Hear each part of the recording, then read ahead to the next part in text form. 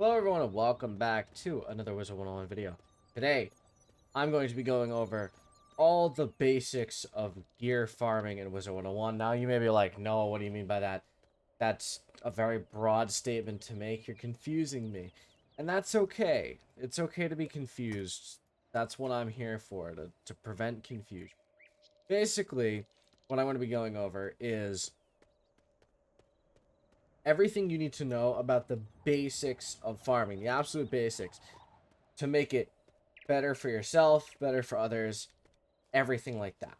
So, first things first, gear farming. What about it, you know?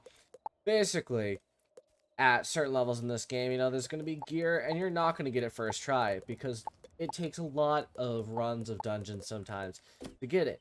You might be farming for Zeus gear, farming for Waterworks gear, might be farming for Darkmoor gear or Dragoon gear. Either way, you're going to be farming for something in this game at some point in your life, and you need to know the best way to go about it. So, first things first, know the cheats of where you're going into if you're going to grind it, because it just makes it a lot smoother for you and for everyone else if you know exactly what's going on. For example, right?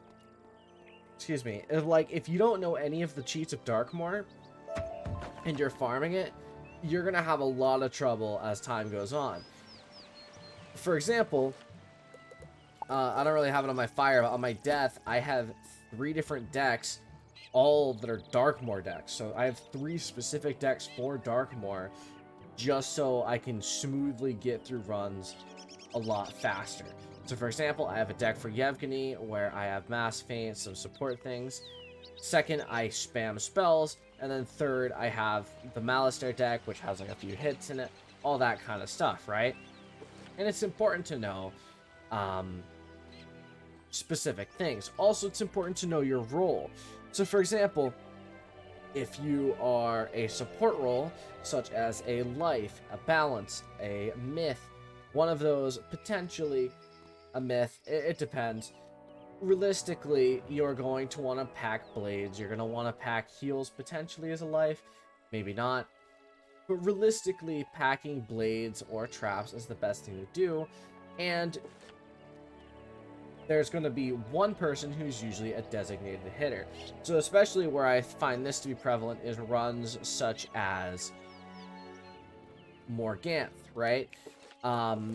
My friend has been farming Morganth a lot recently, and a lot of the times people don't, well, not a lot of times, but there's a few times where people don't understand how good it is to have a designated hitter, a fire, a storm, that you blade up and then they hit. A lot of people just have this very selfish idea. I mean, I don't know how it's selfish as in you're taking up everyone's time, where you're just like, okay, I'm gonna hit, and as a storm or fire, this mentality is valid, but as one of the other schools, realistically, especially with gear farming with other people, you're just going to be taking up people's time, because you're not going to be nearly as effective as if you are blading someone specifically.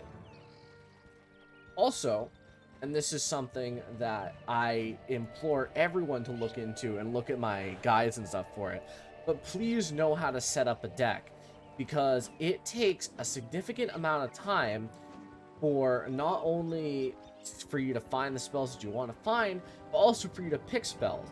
There's some people that wait until you have like 3 seconds left in a round to pick a spell when farming, and that is not optimal in the slightest for farming at a fast pace.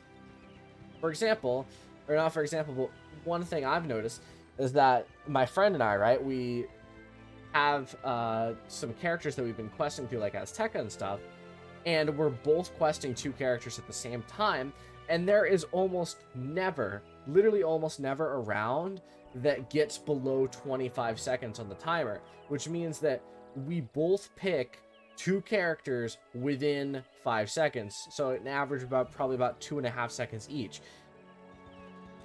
I'm not saying that you need to be a god. I'm not saying you need to go like light speed, but usually you want to keep it within 10 seconds, and the best way to do this is to have a nice deck setup. So for example, when I specifically want to be a support, you can see I only have, how many? This is 7 cards exactly in my deck. And the reason why it's 7 is because you get 7 cards first round, which means I will never be missing anything or never be searching for something in my deck. This is specifically optimal for detritus because I can feint if I need to if someone else is hitting. I also have the elemental blades, and I pull all of that first round without fail every time. If I had more elemental blades or more sharpened blades, what that would do is make it so that there's a chance, however slim, that I wouldn't get a feint, which would be absolutely awful. I find, especially if you were a hitter, please have the proper deck setup. It's really good as a hitter to know exactly what you need, what's in your deck. For example, my decks are really, really small. I perfectly optimize all, not perfectly, but I optimize all of my decks to an extreme degree because I absolutely hate having to pass or waste a round where I've done nothing. So, you can see here, I have, this is 13 spells in my deck, and the chance of me not getting anything, so say, the chance of me not getting anything I could use would be if it doesn't exist. Basically, right, you can see that by, I have 2 enchant sharpened blades, 4 epics, which means if I got all enchants first round, that's 6 out of 7, which means I would either get an attack spell next or a blade spell next, both of which means I could enchant and then use it. My point is please just know what you're doing, because filling up a deck filled with spells, like, you don't need 6 fire prisms when you're farming Morganth as a fire, because there's not even a fire Morganth. You know what I'm saying? So really, this is probably the longest, or the thing that goes the furthest in regards to farming. So far we've gone over know the cheats, know your role, and have a proper deck setup. And this is a tip specifically for you. It doesn't really have to do with team. Is know the fastest way to get through something. So for example, and there's a lot of tricks like this, in the Morganth fight, you can escape quit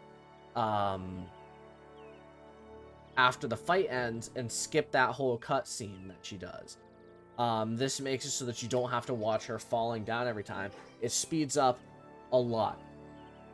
I believe Darkmoor has a similar skip.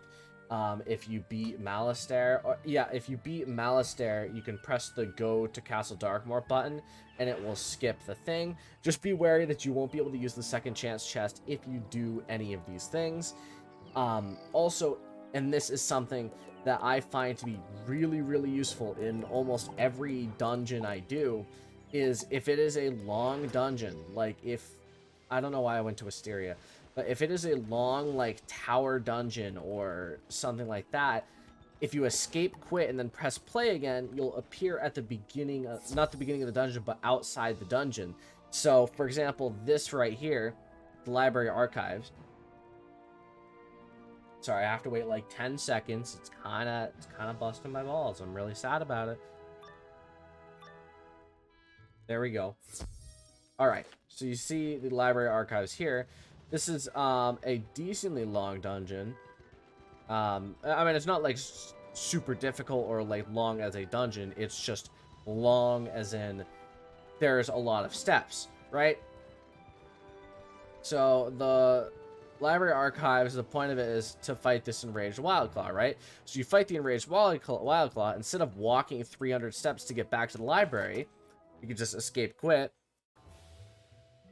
and then press play again, and boom, you're outside the library. Boom, problem solved. Really, it's just stuff like this that streamlines the process, all that kind of stuff. So really, that's all I wanted to go over today, is general farming tips that'll help both you and the people around you, because there's, like, I don't bully people for not knowing what they're doing wrong, please, because that infuriates me more than anything. But it's annoying sometimes for people who want to farm and get it done with, for people that take forever, right? I have this problem in so many games. I have it when people don't pick spells in Wizard 101.